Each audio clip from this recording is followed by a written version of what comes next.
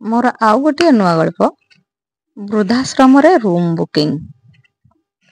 वृद्धाश्रम आज फोन आसीथिला माँ देह बहुत खराब सेथिपाई विवेक ऑफिस रु अधा छुट्टी नहीं माँ पाखरे पहुंची जाइथिला। माँ पाई रास्ता कड़रू किछि फल नहीं जाइथिला। फल गुड़ी को माँ पाखरे रखी माँ पाखरे बस पड़िला। माँ देह बहुत खराब से बिछणारे शोइथिले।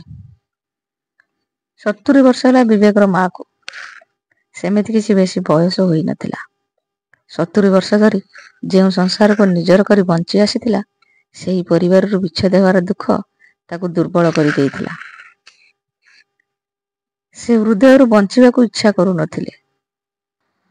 विवेक पचारिला, माँ तोर किसी दरकार कि? जदि किसी दरकार कह मु देई देई जिबी। माँ तार मुंड हले नाई करिले। तथापि विवेक बाध्य करी बारंबार पचारि चलीथिला, कहूनु कौन तोर इच्छा हेउछि, कौन तोर दरकार? तते देई देई जिबी मु एठी। बारंबार कौन ऑफिस रु छुट्टी नहीं आसी हबो? कह तोर कौन दरकार? एथर ता माँ कहिले, मु कौन कहूथिली कि ए वृद्धाश्रम बहुत पुराना होई गेलानी। कबाट झरका खोलिबा और बंद करिया को भारी कष्ट हेउछि। ताको टिके ठीक करि देबो। पंखा गुड़ी को भी बहुत दिन रहलानी ठीक रे चालूनी। ताको भी ठीक करा जाउनी बोधे। ताको जदि हेबा टिके ठीक करि देबो।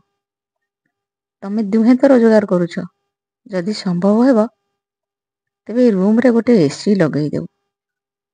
आ एसी लगेई साला परे रूम टी बुक करि देइथिबो तो नारे। विवेक माँ मोह को चाहि पचारिले, मु काहे के गुडा सब करिवि?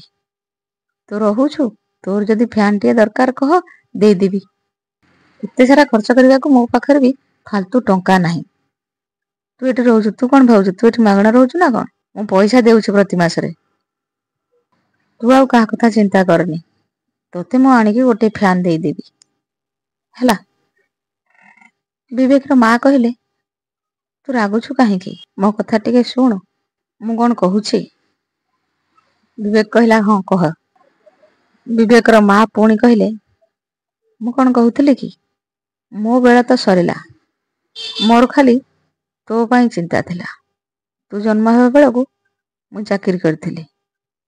किंतु तोते असुविधा हो बोली मु चाकरी छाड़ी देइथिली। निज हाथ रे तते गढ़िछि। आउ ससुरंग सेवा भी करिछि। जेमिति तते टिकिए भी कष्ट न हुए से नहीं आमे पति पत्नी दुहे बेस सजाग थाउ। तो जीवन रे सबु सुख सुविधा भरी देइथिलु। तू तो मो कानी धरी सबु बेले बोलुथिलु। समस्त तते माँ रो पुओ बोली डाकंती। तू सतीरे खुशी होई कहू, मो माँ मो पाखे पाखे सबु बेले रहिबो। किंतु मु आजी आसी एठी रहूछि।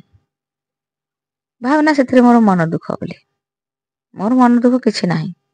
खाली एथिकी दुख लागुछि जे काली सकाळे जेते बेले तो पुआ आनी एठी तते छाड़ी देई जीवो, तू केमिति चलिबु?